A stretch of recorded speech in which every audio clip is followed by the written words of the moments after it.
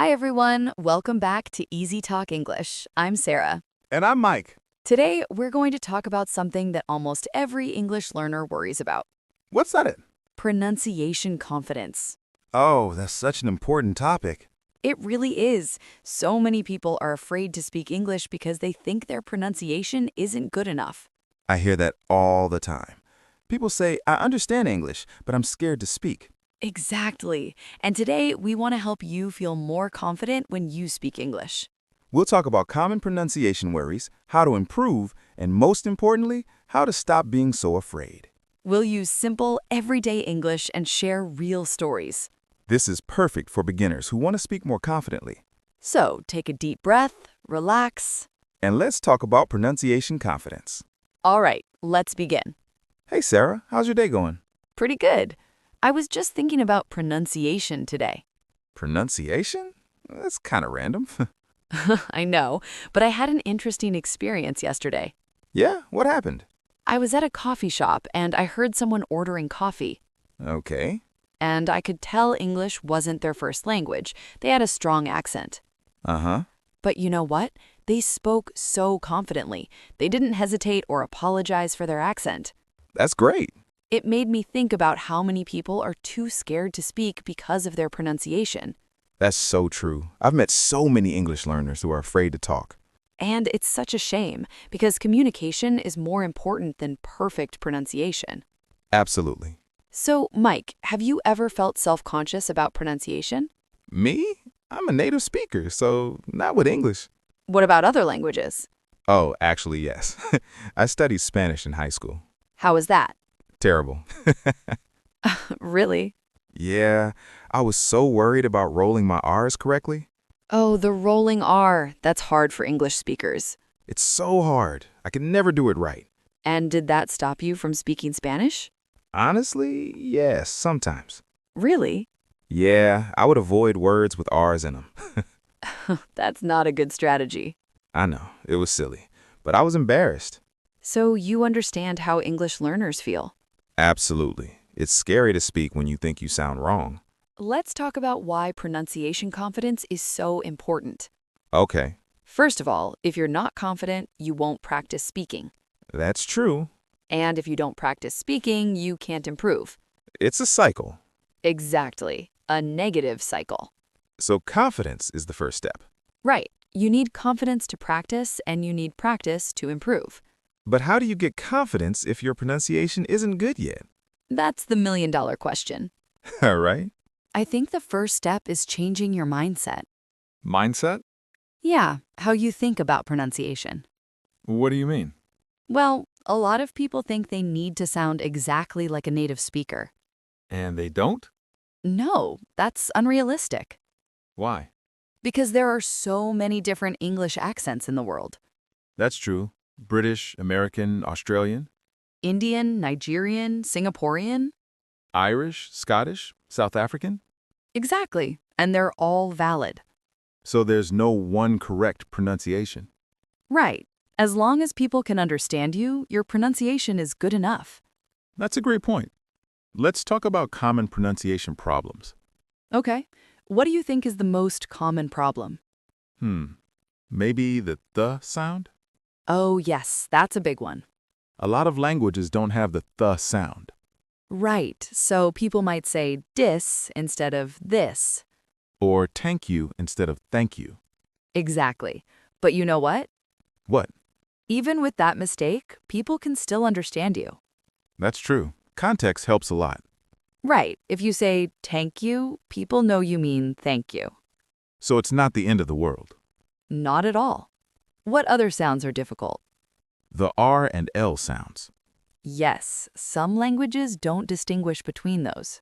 So people might say rice when they mean lice. Or light when they mean right. That can cause confusion. It can, but usually context makes it clear. True, if someone says, turn light at the corner, you know they mean right. Exactly. You're not going to think they want you to turn into a light bulb. Right. What about the V and W sounds? Oh, those are tricky too. Some people say very like wary.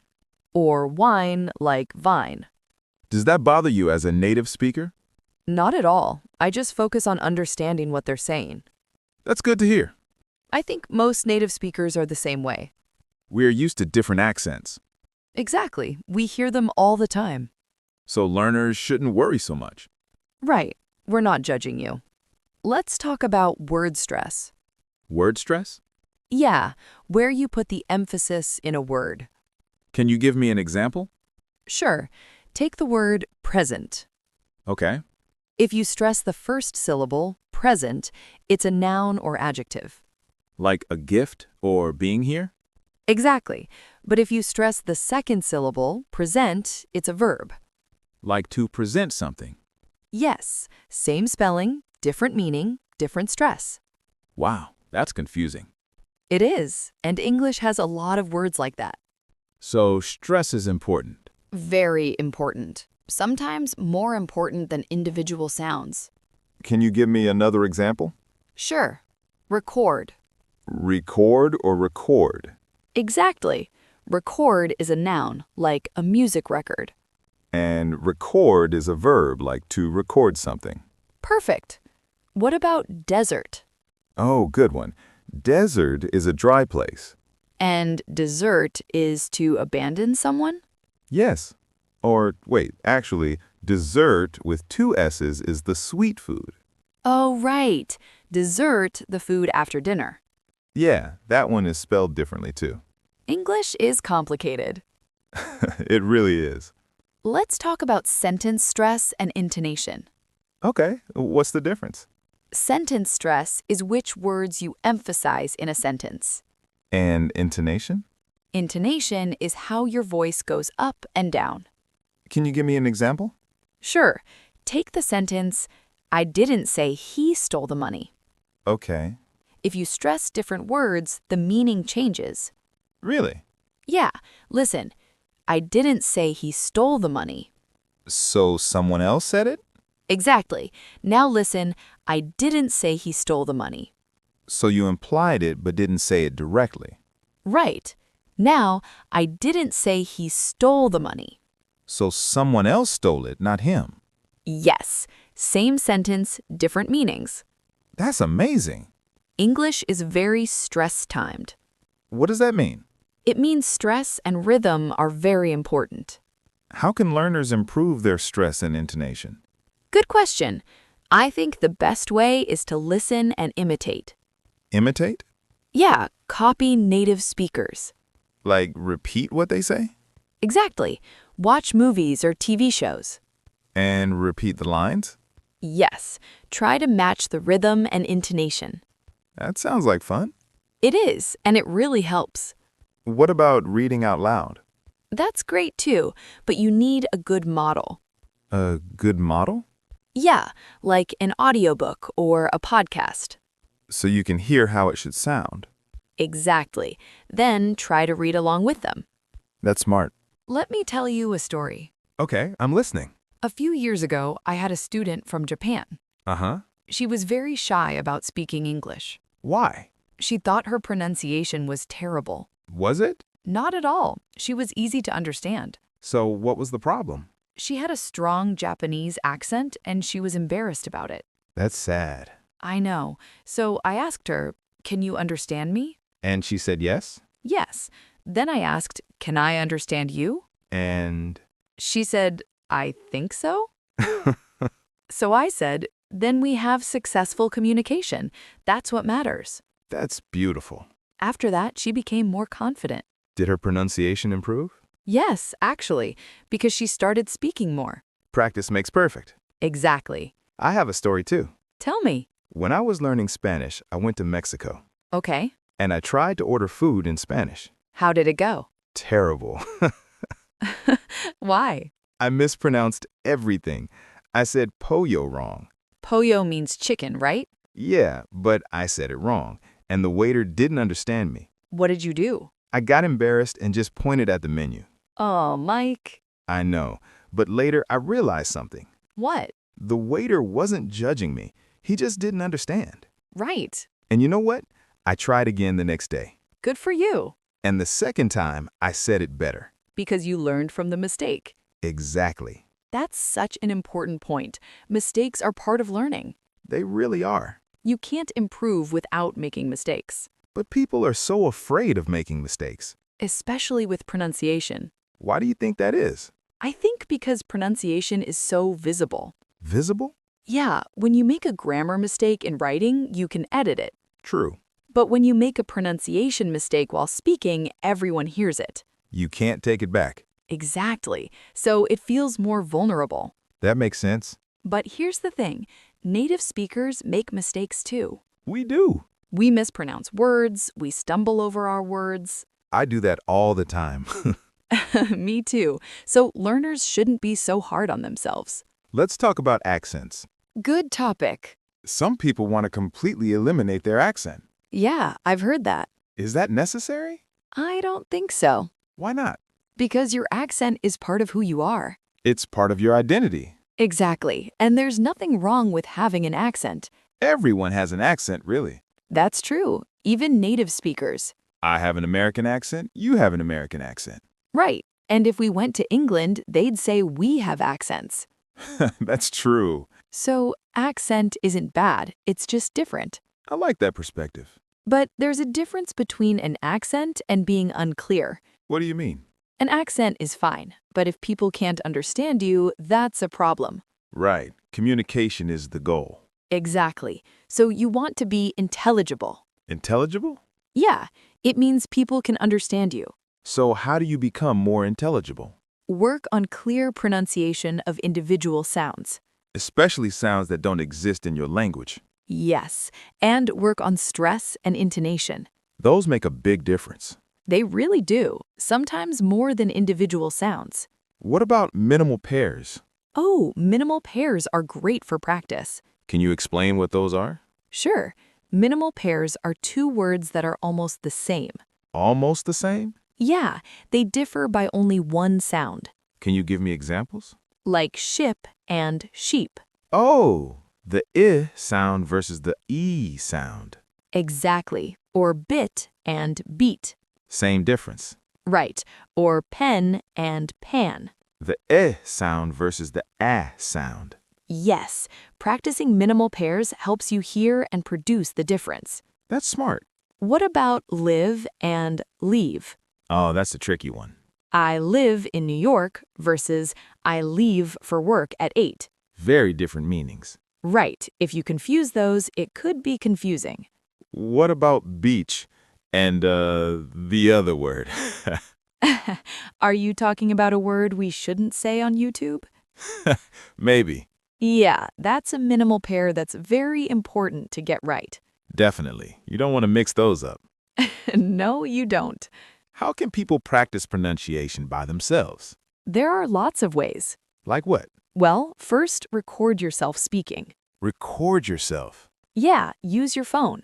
and then listen to it. Exactly. Compare it to a native speaker. What would that tell you? You'll hear where you're different. Maybe your rhythm is off or certain sounds. That sounds helpful. It is, but it can also be uncomfortable. Why? Because most people don't like hearing their own voice. That's so true. I hate hearing my voice on recordings. Me too, but it's really useful for learning. Another tip, use a mirror. A mirror? Yeah, watch your mouth when you practice pronunciation. Why? Because you can see if your mouth is making the right shape. Oh, that's smart. For example, for the th sound, your tongue should be between your teeth. Right. If you watch in a mirror, you can make sure you're doing it right. I never thought of that. It's a simple trick, but it works. What about using apps? Oh yes, there are lots of pronunciation apps. Can you recommend any? Well, I don't want to promote specific brands, Fair enough. but there are apps that show you how to position your mouth. Like videos or animations? Exactly. They show you where your tongue should be, how open your mouth should be. That's helpful. And some apps have speech recognition. What does that do? It listens to you and tells you if your pronunciation is correct. Like instant feedback? Yes, it's not perfect, but it can help. But honestly, the best way to improve is to talk to real people. Real conversation? Yes, nothing beats real interaction. Why is that better than apps? Because real people give you authentic feedback. Like they'll tell you if they don't understand? Exactly, and you can ask them to correct you. That's true. Plus, real conversations are more motivating How so? because you're communicating real ideas, not just practicing sounds. That makes sense. It's more meaningful. What if someone is too shy to talk to native speakers? That's understandable. What can they do? Start small. Talk to yourself. Talk to myself? Yeah, narrate what you're doing. Like I'm making coffee. Now I'm adding sugar? Exactly. It sounds silly, but it helps. Why? Because you're practicing speaking without the pressure of someone listening. That's a good idea. And then, when you're ready, find a language exchange partner. What's that? Someone who wants to learn your language. So you help each other. Exactly. You speak English, they speak your language. That sounds fair. And it's less intimidating because you're both learners. Let's talk about perfectionism. Okay. I think perfectionism is a huge problem for English learners. How so? They want their pronunciation to be perfect before they start speaking. But that's impossible. Exactly. You can't get better without practicing. And you can't practice if you're waiting to be perfect. Right. It's a catch-22. A catch-22. Yeah, a situation where you can't win. So what's the solution? Accept that you'll make mistakes. Easier said than done. I know, but it's so important. I think people worry too much about what others think. That's true. They think people are judging them. But most people aren't. Exactly. Most people are thinking about themselves. That's true. Everyone is worried about their own problems. So they're not analyzing your pronunciation. Right. They're just trying to understand what you're saying. And if they can understand you, they're happy. Communication is the goal, not perfection. Exactly. Let's talk about building confidence. This is the heart of the topic. Right. So how do you build pronunciation confidence? Well, first, practice regularly.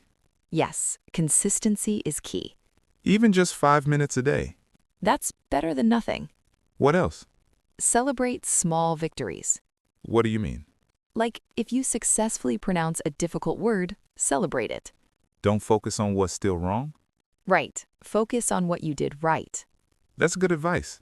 Another tip, use positive self-talk. Positive self-talk? Yeah, what you say to yourself in your head. Oh, like an internal dialogue. Exactly. Instead of thinking, my pronunciation is terrible, think, my pronunciation is improving. That's a small change, but it makes a big difference. It really does. Your mindset affects your confidence. If you believe you can improve, you will. Exactly. It's a self-fulfilling prophecy. What's that? It means if you believe something will happen, you act in ways that make it happen. Interesting. So, if you believe you can improve, you'll practice more, which means you will improve. That makes sense. What about accent reduction classes? Those can be helpful, But but they're not for everyone. why not? Some people feel like they're being asked to change who they are. That's understandable. Your accent is part of your identity. So what's the alternative? Focus on clarity, not on eliminating your accent. Clarity? Yeah, being clear and understandable. That's a better goal. I think so. You can keep your accent and still be perfectly clear. I like that approach. Okay, Mike, let's do a quick summary. Good idea. We talked about pronunciation confidence today. Right. Why it's important and why people struggle with it. We talked about common pronunciation problems. Like the TH sound, R and L, stress and intonation. We talked about the importance of being intelligible, not perfect. And how having an accent is totally okay. We shared some practice tips. Recording yourself, using a mirror, practicing with real people. And we talked about mindset. Not being a perfectionist, accepting mistakes, positive self-talk. Perfect summary. So what's the main takeaway?